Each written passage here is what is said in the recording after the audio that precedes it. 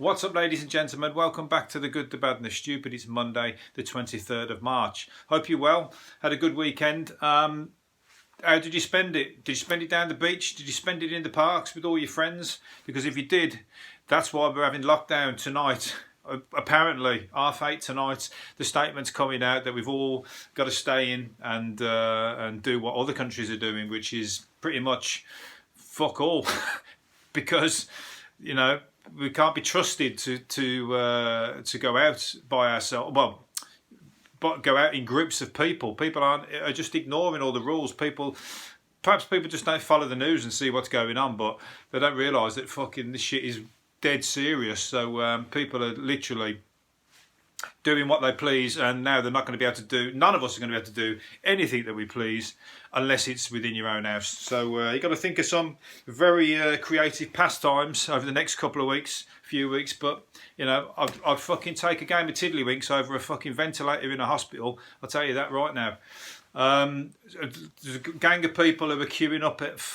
I mean, please, if you're listening to this in the queue at McDonald's, then shame on you. But there's a fucking queues every McDonald's drive-through around the country. I'm only joking. Fucking do as you please. But I wouldn't fucking queue in a one-person fucking. I wouldn't queue if I was the first person there. Put it that way in McDonald's. But the queues around the block, right up the road and everything to get into the drive-through for that one last meal. Could be a death row meal, funnily enough. If like the way things are going, so but everyone's getting that last burger, fucking what's it called, Big Macs and slime burgers and whatever else. Don't know what they're going to do when McDonald's shuts for the foreseeable future. That just shows how many people are not too keen. That's the ones who don't watch the TV chefs. Probably can't cook for shit, and they're just like. I'll tell you what, I don't know why McDonald's aren't doing just deliveries. Why don't they just get on the fucking Deliveroo thing? I'm surprised they haven't. They probably will. So you're probably like wasting your time queuing in that thing. In fact, you should have just called Deliveroo. There you go. I've called you out. Done. You're sitting in a queue when you could have Deliverooed. Anyway, but we're all going to be quarantined. What strikes me, what I'm thinking, we're all going to be stuck in the house watching the TV, which is hardly the fucking worst of the hardships. The more worry is, where's the money going to come from? Especially for me, being self-employed. I could do this podcast, but that don't give me a fucking brass farthing, believe me. You can see how unprofessional it is. How is that going to get me any money? But what made me think about was people like, well, especially Julian Assange, who's sitting in fucking Belmarsh prison 24 hours a day, locked down in solitary confinement on his own with like four probably the shittest walls you could ever imagine to look at, and next to no stimulation or or any kind of hope. Basically, he probably thinks he's off to fucking life sentence in America, and we've got to do a couple of weeks or a few weeks of boring each other to death in the house. Whereas he's like, you know, he spoke up against people fucking to do the world a right, and he's ended up fucking, you know, sacrificing his life. He's almost like a prisoner that would get thrown in the tower in the fucking old days, you know, without no trial or whatever else, and just left to rot. And you know, imagine when you're sitting in your house and you can still walk around and do this, that, and the other. He can't do any of that. So I think some people need to sort of, because obviously this virus thing is getting out of hand and it's taken over the whole of the news, but climate change is still a problem, and so is Assange. Let's hope the climate, now all this smog and everything's all fucking disappearing, because one of the plus, which is a plus in a sense, but you know, which would you choose? But all the smog's all disappearing above all the cities whilst everybody's off the streets. But let's hope that fucking that increases the sunshine that's coming through, and that just fucking burns the virus or some shit like that. I don't know, but it's pretty worrying anyway. But I tell you what, because you got the list of the 10 panic items that people are buying: the toilet rolls, cleaning wipes, pasta, sanitizer, hand wash, kitchen roll, cleaning fluid, UHT milk, baked beans, tin veg. There's the list. If you're interested, if you fancy yourself a bit of a panic buyer, you might be a bit late, because now you just really are going to get fucking named and shamed, or dirty looks. It's going to give you a reason to get out of the house, to go to the shop. So just fucking buy one thing a day and just go back the next day. You got no other reason to go out now. But I bet there's all them people who've been like thinking about Armageddon for years and years and years. Imagine there's guys who've got fucking 15-year-old pasta in their house from when they stocked up, you know, in the 70s, or no, not the 70s, it was 15 years ago. 15 years ago, anyway. And they're sitting there like that with their feet up and everything, with their hands behind their head going, so I fucking knew it was coming. I knew it, and I'm already well stocked up. I've had this shit for years. And nobody listened to me. Nobody listened to me. They're fucking... I'm going to say they're rubbing their hands with glee, but they've got a smug look on their face, and they've probably got the fucking how to live, how to get it down. They're probably like looking through, you know, only looking through the letterbox with a mask on and all that kind of stuff. They've got all the rules, like the zombie apocalypse or whatever, and it's all the fucking idiots who were fucking running and skipping and jumping down the beach and everything that are going to be the ones who are going to get fucking...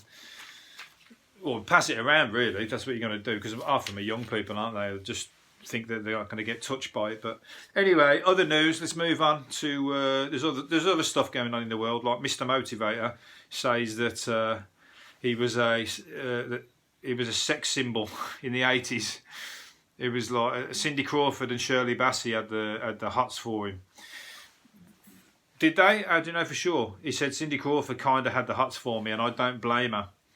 He's going for he's trying to come back out. I've spoke about him before. He's trying to get back into the old the mind. I tell you what, he might get back on do some fucking online videos while everybody's stuck in the house. Perfect time. We all need a bit of Mr. Motivator, or unless you're anybody else who can do the same moves. That's where you can get some views and some money, maybe. Do your internet. What's it called? But he had the look, didn't he? He had that fucking proper floral leotards and shit like that. I don't think I could ever I could never carry it off, unfortunately, but I guess that was the 80s. People were into that kind of shit in the 80s, but no, so maybe he was hot. I don't know what he looks like these days, but as he said, everyone was saying they wanted his body and everything, and he said to her, everything can be arranged. So he was fucking flirting it. Some of you listening are going, who the fuck's Mr. Motivator? Well, there you go. If he probably is already on YouTube and everything, you can probably check out some of his old videos and that. He used to be on GMTV, you know, before Piers Morgan would give a rant, or the equivalent of Piers Morgan at the time. He'd be on there teaching you how to get off the sofa and do a few moves, bust a few moves in your leotard and whatever. Mainly the women was doing it, weren't they? There might have been a few secret men, you know, doing it on the sly. Secret infatuation with Mr. Motivator, gay and non-gay, sending him, like, you know, fan mail.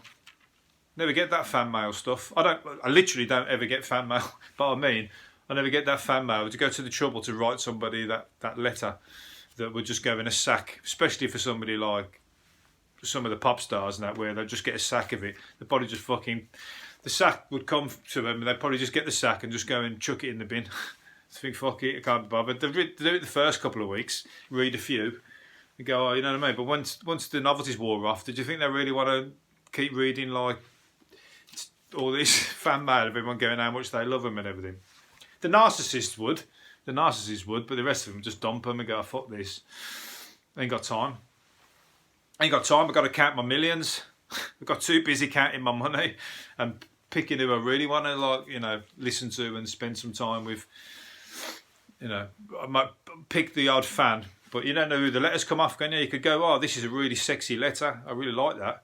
She might be fucking hot as, but next thing you know, I mean, it wasn't like in the old days. It weren't like the Facebook and everything, where you could check the profile and go, you know what, I'm going to fucking DM her. She's pretty hot. Or him, male or female. But the old days, just a piece of paper with loads of kisses on. If you got in touch with him, you like might live to regret it. And go, fucking hell, I can't get rid of this bird. She's like fucking psycho. Ugly psycho. Or bloke. Ugly bloke psycho. Depending on which way your gender is. Or non-binary. Psycho, non-binary, lunatic coming at you. What's it called? I told you, comedy. No fucking money in comedy. This country. Not saying this is meant to be comedy. It is to some. To some, it's fucking painful to the ears, I imagine. I've got a Brummie accent. Somebody loved that. A Brummie accent's hot on the fucking hot on the agenda at the moment after Peaky Blinders, even though they fucked it up. But the accent, but Birmingham accent's all the rage at the minute. But the stars of this country are skint. Said they blew it all on candles and ASOS. Fucking, how many candles are they buying? They're living like a mansion with like no electricity to burn that much candles. They might have, but they said that they can't have had that much money. They said that everyone thinks that because you're on TV that you're rolling in it, but once you pay the tax man and whatever else, diddly squat left. It's all about the DVD. They're saying like if you'd sold DVDs in like the days of selling DVDs, and you quids in, but nobody buys them now, do they? DVDs. Everyone's everything for free, unfortunately.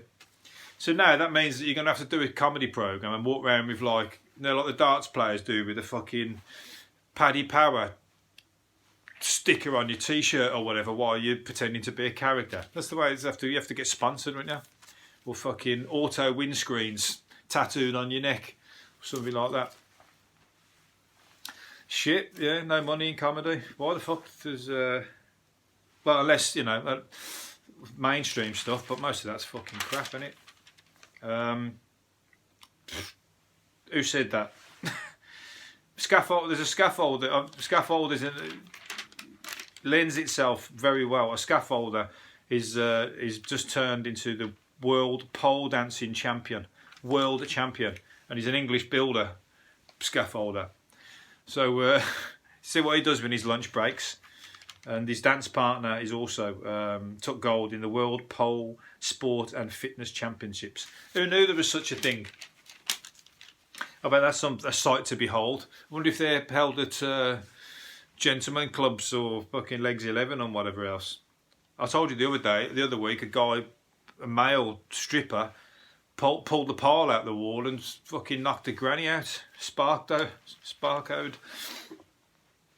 She was there enjoying all the delights, clapping away. Couldn't believe her eyes. She was on a hen party and then fucking got knocked out by a scaffold. So she was only seeing stars after that. She survived. That's why we can jest. Anyway, so yeah, good on him. He's like, and there's some moves. Seen him there busting some moves. Bit dangerous. He's at the fucking top of a building site there, like swinging on the pole. So look at, he's got his hood up, so his boss can't say, "Was that you? You fucking sacked for health and safety." He can just say that weren't me.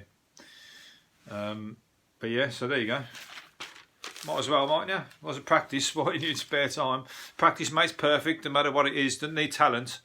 You just need to be fucking work at it. So anyway, done the McDonald's thing. Millennials are getting. I tell you what, this is going to be a new over the next few weeks. Then for everybody, who knew that millennials who watch too much Netflix and stay up late are paying to have their eye bags removed already. They're binge watching and they're making them bug-eyed.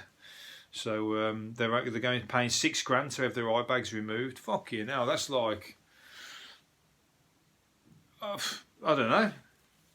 Does that really cause that? Watching the telly? I'm staying up late and not getting a lot of sleep, but I'm on about the fucking the brightness of the TV and stuff. It's probably from the phone. I piss about on the phone till way late in the night, and then by the time I go to bed, a lot of times I'm like, I'm only going to bed because it's time to go to bed, not because I'm tired. And I was knackered earlier before I started messing with my phone, so he's probably right. Probably tripping my brain out, but yeah. But I don't.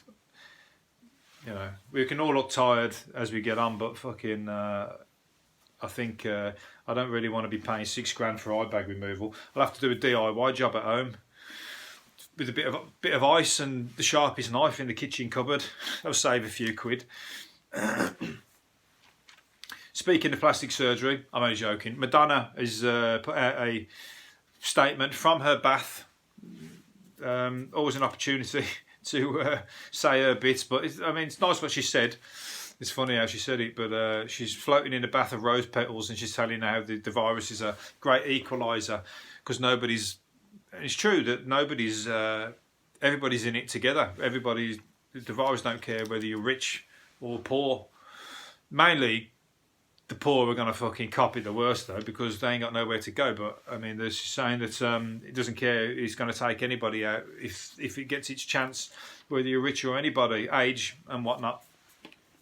It's great that she's done it from her bath, half naked, looking quite pretty and whatever else. So set the tone.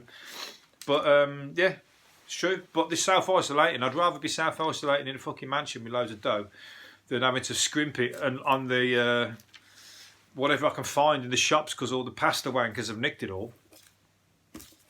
Anyway, we're getting close because I want to watch there's a statement coming on the TV to tell us that we've all got to stay in, and it's coming up, so I've got to have to ditch my last few things. Oh, I've got loads I wanted to talk about as well. Never mind. What we're going to finish up on then? The cheapest place in Britain, this might come in handy, the cheapest place in Britain to get a portion of chips is Sheffield, where it costs £1.26. Scousers pay £1.33, Manchester £1.36, Geordie's £1.60, London is £1.73. There's hardly fucking much in it, but I'll tell you what, in a few weeks' time, that might ring fucking favourable to a lot of people. Not that you're going to get all the way to Sheffield for it, but I'm on about buying chips. But chips, is all down to chips can be the cheapest or the fucking whatever. It all comes down to how good they are. So many places just sell you a bag of just soggy shit, don't they? So you know, it's all down to quality for me with chips, I'm afraid. Or I make my own anyway. You got to learn. It's a time to brush up on your cooking skills. You've got a few fucking weeks inside. Get out your cheap recipes. All you pasta people, I bet you don't know. I couldn't cook pasta for shit as well. You bought it all, but you got no sauce. I bet you don't know how to fucking cook, what to put with it. Got no vegetables because you missed. You can have toilet roll and pasta. There's your dish. Toilet roll pasta, sprinkled with a bit of fucking. What would you sprinkle on it? What was the other things? I don't know. With a bit of fucking. Oh, fuck it. I can't think of anything. Forget it. Let's move on. One more thing. A woman broke a barmaid's nose in a drunken rage after being told to leave a pub for eating another customer's dessert.